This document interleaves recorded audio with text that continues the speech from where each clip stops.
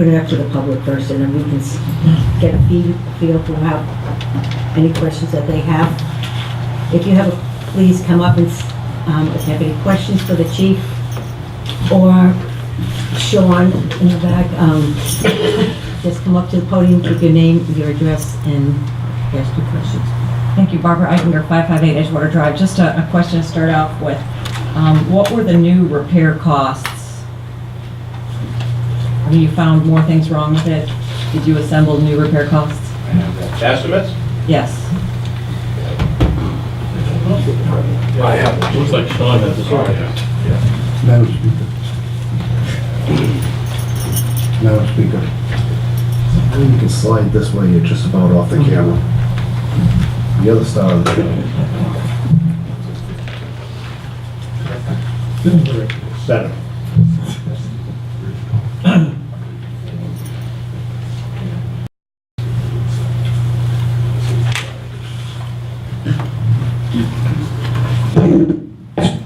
These are the quotes that were quoted as of May 17th of this year. 15,750 and 34,019 for the pump. 34 was for the pump. These were the other mechanical deficiencies, not including the electrical system work, not including new tires, and not including any emergency lighting. So we have 50,000 basically here. We believe Sean has advised us that we certainly should work in some contingency money there for other issues that might come up. I think the number that had been passed around at the selectmen's meeting was 65,000 to 75,000, in that range. Including the electrical and the tires? No, okay. That, it would include the tires and the emergency lighting, but not a redo of the electrical system. Okay, so the now number is between 65 and 75, let's say. We'll just call it 75. And what did you think it was going to be? I mean, what was the previous? Now it's supposedly so much more, so what was it? When we came in March, when we went to the engineers meeting after the vote and knew that we had to repair, we had a quote of pump work of $11,200, and we had added in the tires, we added in emergency lighting. Trying to think of what all the other items were, and I know it's in the file. 40,000. It was 39,000, just below 40,000. Okay, so we went from 40,000 to 75,000. Okay, so for an increment of 35,000, you're asking the taxpayers to spend $500,000 on a new engine.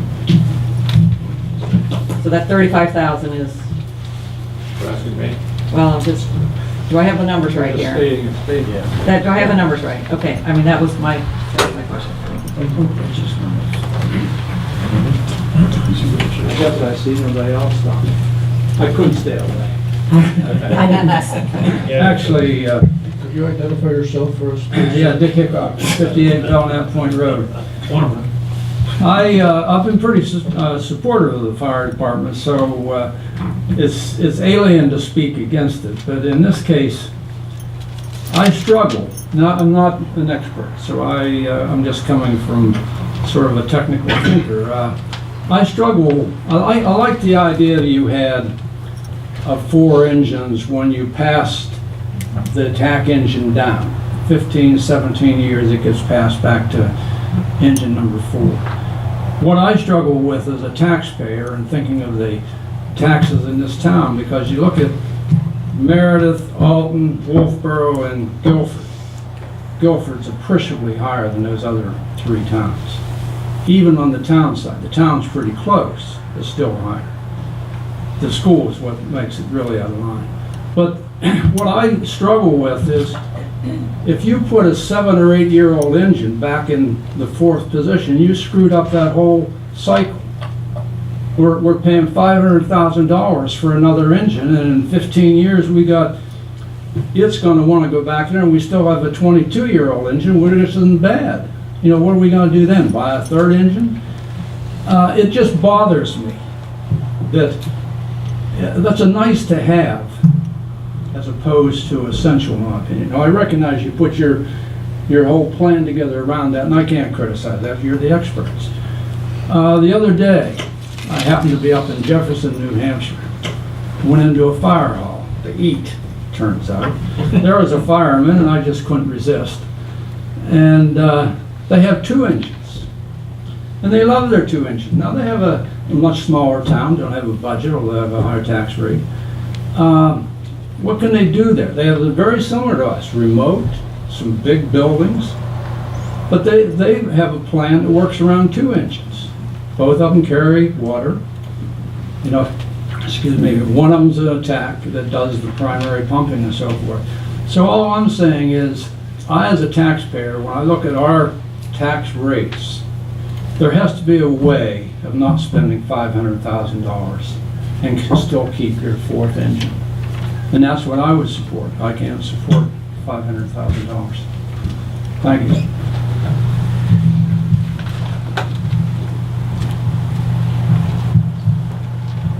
Hey, My name's Robert Henderson. I live at 2600 Lakeshore Road, otherwise known as Lakeshore Park. I've got just over 40 years full-time service in the fire service down in Massachusetts. And by the way, for 19 years, I was a seasonal callman here in Guilford. I drove engine 4 when it was new, and was a hunk of junk when it was new. Sorry, but I'm a professional firefighter, not a truck mechanic. Firefighters are not truck mechanics. You gotta understand that.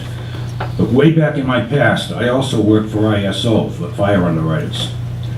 One thing that hasn't even been brought out here that you need to understand, this truck is 25 years old. And Sean, correct me if I'm wrong, but at age 25, the underwriters no longer recognize it as a frontline piece of apparatus. And where does this show up? What does it do? Under the public protection classification with ISO, it means that if they drop that from the rating and they don't give you credit for it anymore, your homeowner's insurance could go up a whole lot more than what the purchase of a new piece of apparatus might cost you. You know, that's just something food for thought. I also wanted to comment that I'm sick and tired of seeing the diatribes against the firefighters in the papers here.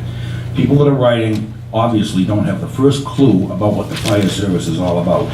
If they did, they wouldn't be slamming these guys. They're doing their job, and you know, you can hammer them all day, but if you're the one trapped in the building tonight, every one of them will risk their life to save yours. Just keep that in the back of your mind when you're beating on these people, because they don't deserve some of the crap that's going in the papers. Thank you. Is there anyone else who'd like more?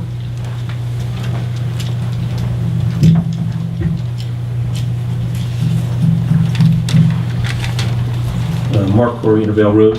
I have a question for Sean. In your professional opinion as a fire apparatus service manager, is this truck worth fixing? absolutely not. That's the reason why I made the phone call I did.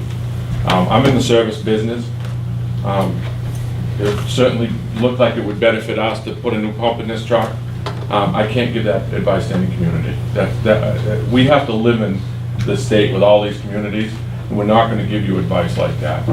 When you just start out in compounding all the costs, the fact that you haven't spent any major money on this piece of apparatus yet, and it's 25 years old, cut your losses. That's So, our advice, through and through. So my follow-up question is that you're actually losing money by not repairing this truck at your company, and you gain nothing by the town of Guilford buying a truck. And let me clarify that. The company that I work for sells fire trucks.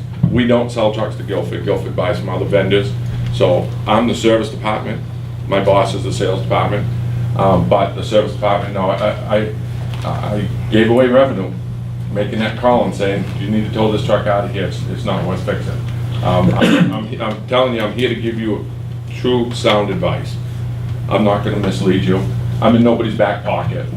I've been in the state my whole life. I've been in the same town my whole life. I have to live with these people. I have to face all of you, and I'm telling you, you haven't spent any major money on this truck. Don't stop today. It's 25 years old. It's over. It's outlived its expectancy. NFPA says 20 years. It's done. Great, thank you.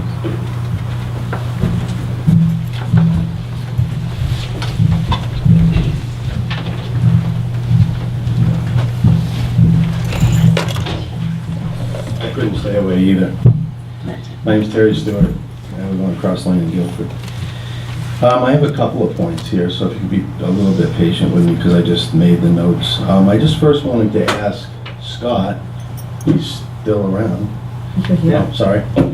I see on this piece of paper here that you have the warrant article, and I presume that's how it's gonna appear on the ballot. And it has a recommendation of the Board of Fire Engineers, and we had a little discussion about this last year, my last year as a Budget Committee member. And there was quite a lengthy legal process that Mr. Dormandy went through to actually get the recommendation of the selectmen numbers and the Budget Committee numbers on the ballot. There are RSAs that rule that. I find it highly unusual that you would, or even question the legality of adding a recommendation of another board to a ballot. I just throw that out there. I would ask Denise or someone to check that. We had a discussion about it in my last year. No one was clear on the law on it. I'd hate to see you go through all this process and find out that just by adding that nullified the vote. So that I just suggest that. In terms of the role of a budget committee, I made a minor note there. It does seem a little unusual that budget committee members would be asking for hammers, but I do want to say that as a budget committee member, I found myself on the elementary school roof one time looking at the repair amount that we were going to expend and ultimately did expend. And I went up there with Mr. Brent and with Tim Bartlett. And Tim Bartlett was actually, he asked how the roof was. I said, well, it's all full of rocks and you can't really see the membrane without moving the rocks. And he said, well, you should ask for a shovel. So, see, sometimes you need to, I mean, but there was a dialogue. Sometimes there needs to be some dialogue there, but it's not totally unusual. I mean, I can see they shouldn't be poking holes in the tires and stuff like that, but they're kind of truck mechanics. So I just throw that out there. It's not entirely out of the realm. I just want to say that this whole dialogue with the fire truck is interesting in the fact that I think everybody in this picture is right. And everybody's trying to do what they think is the right thing, and there's a lot of emotion charged here on both sides of this equation. I find it interesting that the public input was at this time when I'm sure there's, as Paul Harvey would say, another side of the story. I have a pretty good idea of what these two gentlemen are going to say, and I think Dale may have an excellent point that it doesn't necessarily go directly to this warrant article, but we would all be kind of foolish to not say that we should go out and buy a $500,000 fire truck if we've got a hole in the maintenance program. And I'll discuss that in a minute. I'm not saying bad stuff. I'm just saying they are linked. Maybe for another day. Maybe for another day. I hope for another day. I'd hate to think that we're buying $500,000 pieces of equipment and finding that there's a missing link to making sure that we're taking care of that equipment. And that's what I'm kind of seeing. I'm more worried about that. I believe that the fire department's going to get their truck. That's what we end up doing here in Guilford. It'll probably end up that way. My major concern is beyond that, is after this fire truck is bought, then we all go about our lives. Everybody forgets about it. Everybody's happy. The fire department's got their new truck. Some of the members pout a little bit about it and pick up the pieces and move on. But then maintenance doesn't get done the way maintenance should get done.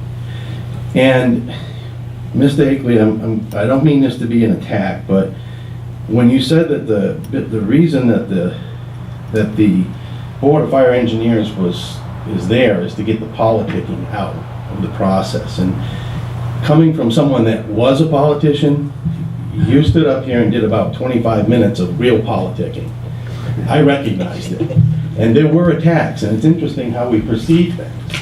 And in fact, you were able to successfully sort of attack these guys, and I understand why. There's high emotion here, and allowed to do it. And when they were trying to defend themselves, they got kind of slapped around a little bit. So It's interesting how we see these things. You used words like, we've never seen anybody fight us on something like this. That's an attack. I mean, these guys are trying to do what they think is right in a different way, and their opinion should be welcome and heard. And at the end of the day, we're all adults and we can make decisions. But the one point that you made that I've heard over and over and over again, and my dad was a firefighter, I always state this, he was a firefighter for 25 years, retired, Laconia, still alive, and we don't pay these guys to be mechanics.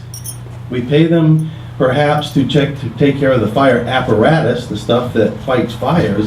It's a difference. It's on a truck, I get that. But there's a truck involved, and if we don't pay them to do the routine maintenance on the fire truck itself, the tires, the engine, the wheels, then who does? Now, Kevin asked the very important question that who's in charge of sending the fire trucks to get serviced? And he feels something's missing there. There seems to be records missing there. I don't know the answers to that. I don't want to know them tonight. But my concern is that there's a hole there. And that concern is backed up by the fact that I'm seeing pictures of a truck that obviously didn't have the maintenance underneath some of the fire truck stuff. There's something missing there. And I think the selectmen should take a bigger role, perhaps, I don't know. The next point I want to make connected to that is that this presentation, I should back up a little bit and say that for a living, I sell the government large capital equipment, mostly to the Department of Defense, to aid in manufacturing stuff that keeps our men and women safe in the theater. And in the old days, I've actually seen a major shift of a recent. When something appeared on a list to buy, then when that date hit, it was bought. There was very little discussion. And I loved it. As a salesman, I'd go roll right in there. Yep, it's your due to buy all these things. I can't wait to get the order. Fundamental change in these lovely times we live in. Now that threshold is very high. Now, when someone wants to buy a piece of very desperately needed equipment, it is on a list, but it's not like it just appeared there. This truck has been on the CIP list for many years, many years. And this presentation that I just watched should have been prepared ahead of the vote. Absolutely should have been prepared. This didn't just happen in a month. I'd be hard pressed to believe that. It's no longer a case where you can just come to the public and say, we want you to spend $500,000. You have to make the case. And though it may be abundantly obvious to the firefighters, it isn't abundantly obvious to us. It isn't abundantly obvious to the voters. This is what you're in the middle of. A case that should have been made, this case should have been made prior to March. It's not, it wasn't, and I suspect it'll go through its course. But I just throw that out there that in the future, I warn that the CIP, the things on that list would just appear to get paid, to get bought with very little discussion. And that's what happened. There was discussion, but certainly not enough. You have to justify a purchase with real hard evidence. It's a lot of money. It seems like it, to me, without hearing the other side of the story, it seems like it's obviously needed. But I urge the town to the leaders to try to solve those two problems. Better preparing for future purchases, to prepare the public to make an intelligent vote, and seeing to it that regular maintenance can protect our fleet. And I really think that, I don't think there's anyone in town that doesn't think the firefighters do a great job at fighting fires, at what we pay them to do. These two guys have been extremely critical on the maintenance portion, which we don't pay them to do, but they're passionate. It's what they do. They see a truck neglected. They'd like to see it fixed. Maybe they're picking on the wrong people. I don't know. But I think they honestly feel the firefighters do a great job.